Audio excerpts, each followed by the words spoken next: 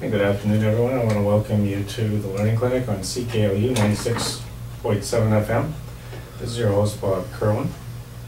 With me this afternoon, we have Gus Lescault, who is the president of the Nickel City Hockey Association. So we're going to continue in our series of hockey shows and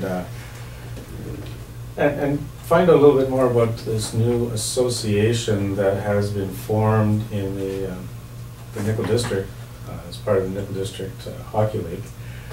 And since Gus is president, and Gus has been around since the inception of the idea, we're looking forward to finding out everything we can about the Nickel City Hockey League. So Gus, welcome to CKLU. Thank you, Bob. And Gus, I guess the easiest way of doing this is take us right back to the beginning, because for most people who are around Sudbury, they've been accustomed to a system of rep hockey that we used to just term the NCHA. I can remember when my kids were playing and I was coaching for a while, when you heard NCHA, it meant rep hockey. And now NCHA is something that I think every hockey player is registered with. So NCHA is not a good way of describing the league. So if we go back, you can actually start where the history is, where you want to bring it in, as to how did the Nickel City Hockey Association actually even come about, and if there's some reasons you want to get into why, fine. But the whole purpose of this show is to give everybody everything they need to know and want to know about what the Nickel City Hockey Association is all about. So fire away and let's see where we go. Okay. Well, first of all, thanks for having me here today. I appreciate having an opportunity to explain a little bit what Nickel City Hockey is all about. Nickel City Hockey came about, I guess the idea came about a couple of years ago. And the idea was to offer a rep hockey program throughout District 2.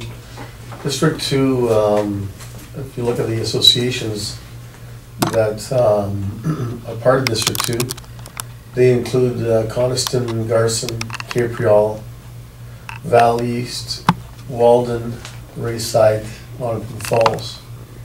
So the NCHA is the league, if you would, that we registered to, Northern Ontario Hockey Association. And in District 2, for years and years, Valley East Progressive came about. It used to be known as Valley East NCHA. Nickel Center, which comprises of Garson and Coniston, would govern rep hockey there. Then you had Rayside and Walden. So those were the four we call rep associations, governing NCHA hockey, if you want to call it that, in the district. So the idea came about, like I said, a couple of years ago. Four presidents, fairly new presidents, with each organization, we're all on the same page, and we all wanted to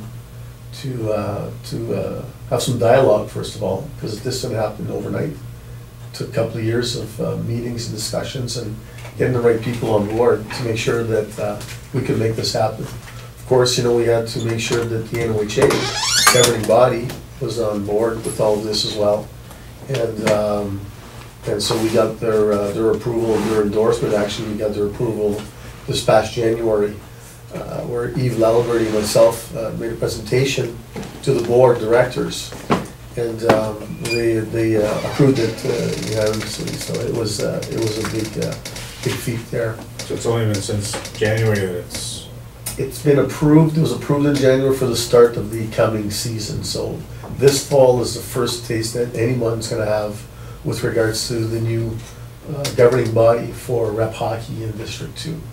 Okay, so it is a beginning. It is definitely it's a new era, if you want to call it that. So and again, we also needed to ensure that the house league associations were on board with this. So the only association that is not part of District 2, they've opted out for the first year, is Espanola. They actually belong to our district. So, I mean, the players actually would play in the district. Should they change their minds next year, they have the option of doing so, and then they would have a seat on the board, and they would have voting rights, etc. So that's where it begins. Again, Coniston, Garrison, Capriol, Valley East Minor, Onaping, Rayside, Walden have all accepted to go with the new association, and we've all taken a 1-year leave of absence, being the rep associations, Valley East Progressive, Walden Progressive, Rayside Progressive, and Nickel Center Progressive have all taken a 1-year leave of absence, make sure that things are going to fall into place. Sometime in the early part of 2012, we're going to have annual general meetings, emergency meetings, where membership will have an opportunity to vote to move forward or to return to the old method. And because in reality, it is membership that supports this program or not moving forward. They have to be fully on board. Okay, so what would I notice if I was a parent of a rep level player, let's say at the AA or AAA level, or was trying to get in a triple? What would I notice that would be different from what I'm accustomed to? I would normally have tried out for a AA team in the Valley. Right. Right. Right. Where would my son have tried out for a AAA team if he lived in the Valley? So that's a good question. AAA hockey the last several years has been managed, if you would, by the Nickel City Suns organization. Okay. Now, the Nickel City Suns organization also falls under Nickel City Hockey now. So we have a true affiliation from novice A to major midget AAA. So therefore, if you have a child that's of, say, bantam age, and let's say that he's new, he or she is new to the area, they could try out potentially for that bantam AAA team if they're a second-year player. If they don't make that team, then they could try out. We're having evaluations, actually, not even calling them tryouts, but starting this afternoon is the first evaluation/tryout for the new association. So where we will evaluate all those players that didn't make the AAA teams, that have actually pretty well got their teams picked to date, except for midgets. So all of the kids that are registered, all the players that are registered in Nickel City Hockey currently are being evaluated over the next several weeks. So we're going to, and again, let's go back to Bantams. If you look at our team model, we're proposing to ice the major Bantam AAA, which is pretty well done. That'll be the AAA Suns. Then we're, because we don't have AAA status for our minor Bantams, we're calling them minor Bantam AA Suns. They will participate in the Nickel District League. They will compete against Bantam AA teams, and they will be granted and given permission to participate in minor Bantam AAA tournaments outside the area. So now that player will be evaluated by a group. We have a team of people like Bob Allen, Jason Stoss, Moxham, etc. This independent panel who will evaluate all the players. We have 500 kids currently registered in the association, and they'll be evaluated. So the top tier will be picked. They'll be playing on that Bantam AA team. The next group of kids will fall into a draft situation, and they'll be playing on one of any given A teams in the district. Okay. So the AA team is the cream of the crop of the Bantams? Yes. And so it's just one AA team? One AA team. Okay, well, whereas in the past, the teams basically had a choice of picking between A and AA, right? For it was based on the caliber of, or how well the coach thought the team would perform. Right, and if you think of, let's go back again to years ago, Yeah, from the last 30 years. We may go back a long way. Yes, so we go back, years and years ago, what would happen is Nickel Center would try to ice the best Bantam team they could. Valley East, Rayside, and Walton would do the same. Now, because we don't have as many kids as we used to way back when, families are smaller, etc. Perhaps cost is a factor. And the number of players trying out for those teams, I mean, the talent pool, maybe because of numbers, it's just not what it used to be. Okay, we've come to that realization, and again, one of the reasons why Nickel City hockey came about. Nickel Center's numbers are really depleting. We're very fortunate. Valley East, we could continue on the way with the old system, but we really needed to ensure that we had the best program across the district, no matter where you live. So in other words, we're going to take the best Bantam age kids, whether they come from Levac, Cape Real, Nickel Center, Valley East, Rayside, and Walton. And the Sudbury Minor, will they be doing the same thing, putting together their best Bantam team?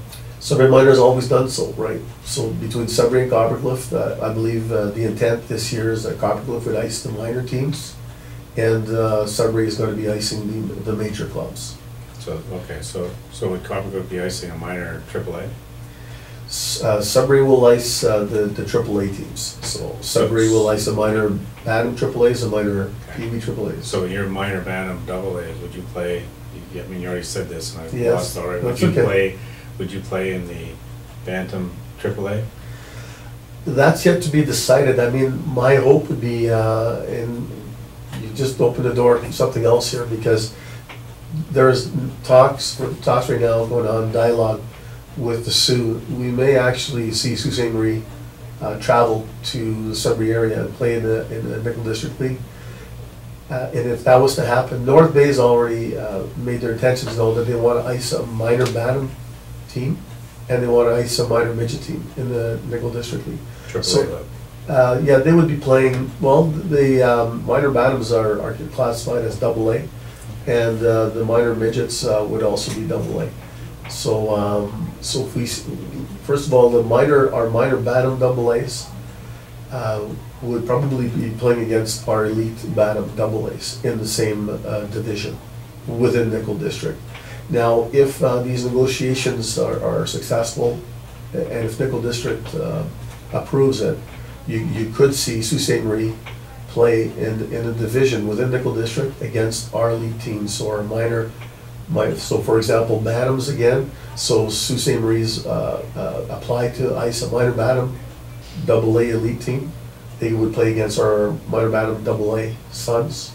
They would play against Sudbury's minor Bantam AAA, and against North Bay's minor Bantam AAs.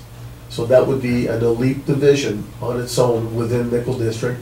They would play 6 games against each other. That means that each of us would have to travel once to the Sioux, but they would have to come here 3 times. And they're in favor of doing so because they need to go south of the border for competition there. And really the competition is not like it would be here. This would be a good test for them. They would see who the competition is for Tournament of Champions, et cetera, et cetera. So it really, it sounds as if it's a model that was used by the baseball for many years, where they had teams from Elliott Lake and Sioux and North Bay, and they play so many weekend tournaments. Right. That was their league, was they'd get together in a site for everybody to travel there, and you'd play against everybody during the course of a weekend. So instead of traveling, for one game at a time, it was like a mini tournament. And that's how I see it, and that's why our parents are fully on board with it. I've already surveyed our coaches, and should North Bay, for example, not be on board in any given division, our AA teams would be willing to step into that role and do the traveling because they feel that they could use a competition as well. Right. So AA elite, really, when you're a AA elite team, you're pretty much at the same level as a minor AAA. You're right, and the reason we call them that, although, you know, the NCHA Board of Directors would rather us call it the AA Sons, we don't have a AAA status for minor peewees and minor bantams yet, because they don't have league to play in. Right, okay. Right now, as it stands, you know, we are going to be applying to the NCHA for AAA status for our minor bantams and our minor peewees. And should North Bay and the Sioux also follow suit with their paperwork and applications be successful, as long as Sudbury is on board with it, we have the minimum 4-team requirement to start up the Great North Minor Pee Wee League and the Great North Minor Bantam League. Okay. I guess Timmins and places like that, they just wouldn't be able to field a competitive team, right? No, they're also in a situation where they're, you know, decreasing numbers in registered players, and they feel that they need those minor players to ice those major teams. And I guess if one of the main reasons for bringing in this, the new association structure is for competition, so that you're playing at the level that you're supposed to be, and you're not getting blown out because you're called AA or AAA. It doesn't mean you are AAA. You're absolutely right. I mean, and the other thing is, imagine when we had teams in the Valley, in Nickel Center, and Walden Racehead, etc. It took all of those numbers to ice a AA team. Like, we played in the AA loop, recognized as a single A association. Now we're a AA community, and with the last census, guaranteed when the results come out, Valley East as a standalone will reach over the $35,000 market population, which means we would be designated AA anyways. So it makes sense for us to make this change as well with Nickel City. And again, when you look at the elite AAs at any given level, novice, atom, Pee Wee, bantam, what you see there is players playing with kids of their own talent, at their own level, at the same level. And that's the idea. And the same thing holds true. And so a single A player who may not shine on a AA team will shine playing on an all A caliber team. And that's the intent, is to develop the kids throughout. And I think if you put the stronger kids on any given team, let's say the AA, I believe that the development will be that much better. Those kids play together all year long, as opposed to having a combination of AA, and possibly even B caliber players, just for the sake of icing the team.